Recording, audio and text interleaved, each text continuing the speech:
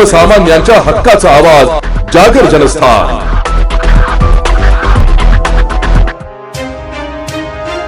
शहरातील ठेकेदारांच्या निकृष्ट कामकाजाचा मुद्दा आज महासभेत पुन्हा एकदा चांगलाच गाजला। 1.5 महिन्यापूर्वी श्रमिक नगर येथे ठेकेदाराच्या चुकीच्या कामामुळे झालेल्या अपघातात एका माजी सैनिकाचा मृत्यू झाल्याची घटना सभागृहात मांडण्यात आली होती। नगरसेवक दिनकर पाटील यांनी थेट त्या मयत माजी सैनिकाच्या कुटुंबाला सभागृहात आणले। यावेळी पाटील यांनी अक्षरशः भावुक होऊन रडले।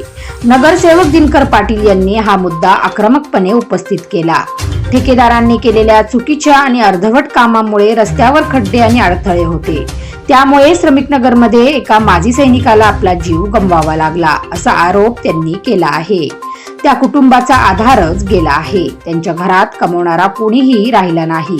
अशा कुटुंबाला महापालिकेने आर्थिक मदत द्यावी अशी मागणी देखील करण्यात आली आहे।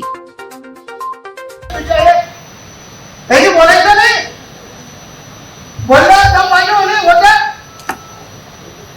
पोलीस स्टेशन दमदाटी दिली जाते, जेलला टाकण्याच्या धमक्या दिल्या जातात।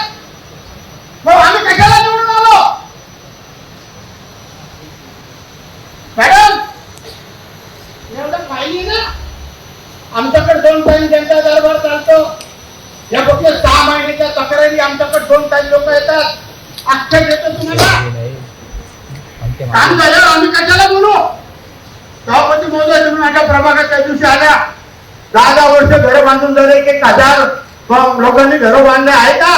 डेव्हलपमेंट काय झालाय? एक रस्ता नाही, तुम्ही बघितलं, पाणी नाही, स्ट्रीट लाईट नाही। मला एक दिवस ऐकतो मॅडम बोला, पाटील साहेब तुमच्या वार्डात किती काम आहे?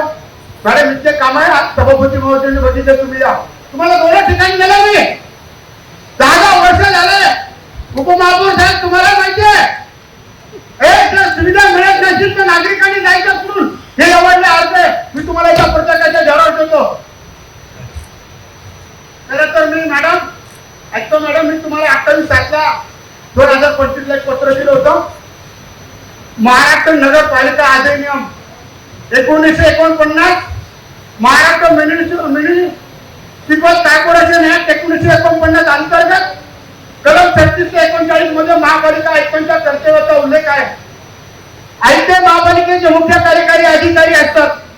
शहराचे आरोग्य, पाणी पुरवठा, रस्ते, कचरा व्यवस्थापन, पर्यावरण संरक्षण, नगर नियोजन, उत्पन्न वसुली, वाद व्यवस्थापन, विशेष म्हणजे शहराचा सर्वांगीण विकास, त्याची संपूर्ण शहराची व्यवस्थापनाची, स्वच्छतेची, नागरी सुविधा पुरवण्याची, पर्यावरणाच्या रक्षणाची व कायदा सुव्यवस्थेच्या अंमलबजावणीची जबाबदारी आपल्या महापालिकेवर, आयुक्तावर आणि महापौर आपल्यावर आहे। म्हणजे ऐका कोणाकडे जर रस्ते मंजूर झाले, खरं तर दवा पाणा पाटाचा त्र्यंबकपूर मंजूर झाला, एक अधिकारी 200 मीटरचं त्याला काम करायला सांगतो। अरे अजून दोन्ही बाजूला एमसीबीच्या लाईन आहे, अजून वृक्ष तोडलेले नाही आहे, 36 मीटर मंजूर झालेला नाही। तुम्ही 12 मीटर अशा परिस्थितीत रोड मंजूर करतात, डीपी रोड 36 मंजूर आहे, 36 मीटरचा आहे।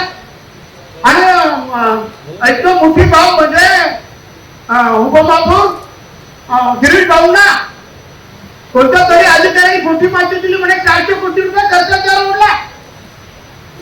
त्याचं रिवाईज मला वाटतं चौधरी साहेब तुम्ही डॉक्युमेंट केला, ऐकतो मॅडमनी पण फेल दिली त्याला। 136 कोटी आणि काही लाखाचं बजेट येते। अहो आमचं काहीच मागणी नाही, आम्हाला सुविधा द्या, कामं करा, आम्हाला तुमच्याशी कोणाशी मागायचं नाही। कोणत्या अधिकाऱ्यावर कारवाई व्हावी कोणाची इच्छा नाही, कोणत्या सदस्याची नाही आहे, पण तुम्ही काम तर केलं पाहिजे, सुविधा दिल्या पाहिजे। आमच्या जगत्या रस्त्यावर अन्याय होतं, समजा गंगापूर रोड 30 मीटर झाला पाहिजे, जो कॅनल रोड आहे भोसला मिलिटरी पर्यंत तो 24 मीटर झाला पाहिजे। त्याचं शिक्षण होणं तर माऊलीच्या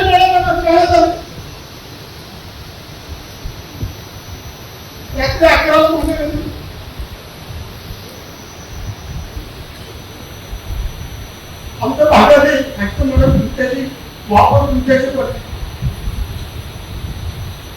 त्यांना सुद्धा पाहिजे, त्यांचं शिक्षण झालं पाहिजे।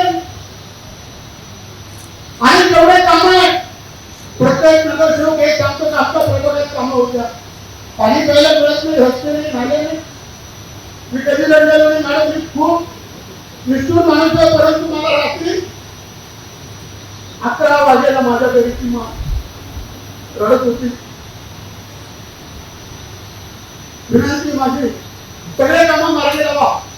मी माझे खेडे विकासचा निधी जो बोललो मॅडम, तुम्ही बघितला सभापती महोदय, आहे का रस्ते? पाणी नाही, लाईट नाही. 10 वर्ष लोक तसेच काढतात. वाईट वाटतं. एवढ्या वर्ष आम्हाला निवडून देतात, मतदान करतात आणि असे आमच्याकडून राहिलं. मला खूप दुःख झालं. धन्यवाद.